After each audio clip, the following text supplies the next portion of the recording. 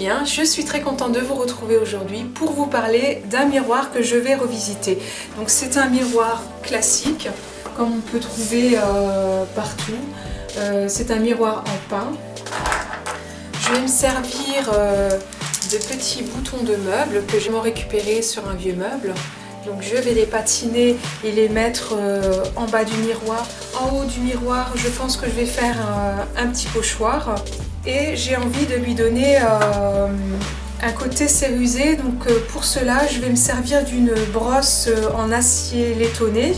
Donc elle décape et en même temps elle va céruser, donc elle va faire ressortir les veines du bois, et c'est vraiment ce que je vais lui donner parce que je vais passer une patine.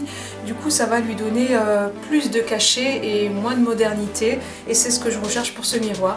Donc là on va passer à la première étape, c'est de poncer légèrement avec un papier 120.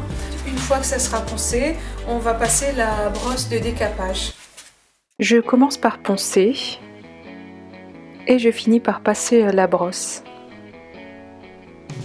À l'aide d'une éponge humide, je viens nettoyer la poussière et je vais poser mon scotch de masquage. Je vais utiliser la sous-couche ID. Je l'applique sur le miroir ainsi que sur les petits boutons. J'applique maintenant la patine Charme Coloris Lin sur tout le miroir.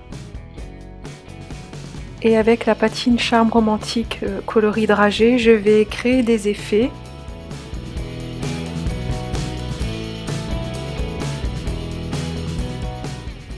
À l'aide d'une éponge humide, je vais estomper les effets jusqu'à obtenir le résultat souhaité. Je vais fixer mon pochoir avec du scotch de masquage pour ne pas qu'il bouge pendant l'application de la peinture. Je vais me servir de tendance cuisine couleur ficelle et puis de mon petit pinceau à pochoir. Comme toujours, je tapote délicatement. Je vais sécher au sèche-cheveux, puis je repasse une deuxième couche.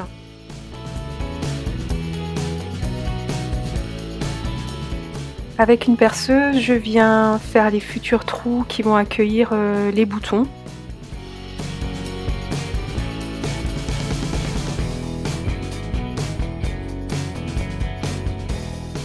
Et je n'ai plus qu'à les visser.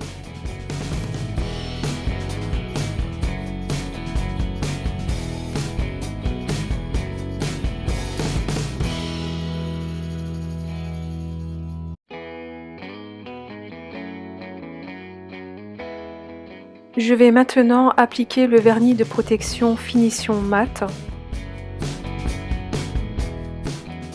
Maintenant que l'avant est terminé, je m'occupe de l'arrière. Donc c'est les mêmes étapes, sous-couche, patine en plusieurs effets. Voilà, parce que l'arrière est aussi important que l'avant.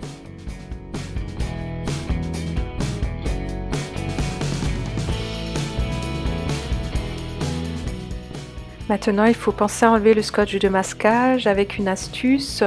Vous prenez un cutter pour ne pas qu'il reste coincé dessous et vous venez gratter le surplus de peinture qui a pu passer quand même au travers.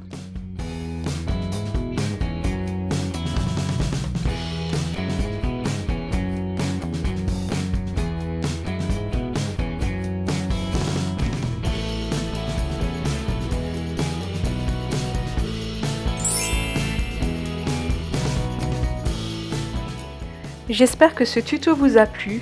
N'hésitez pas à vous abonner à ma chaîne pour me soutenir dans mon travail. Je vous dis à très vite pour un nouveau tuto et pendant ce temps-là, prenez soin de vous.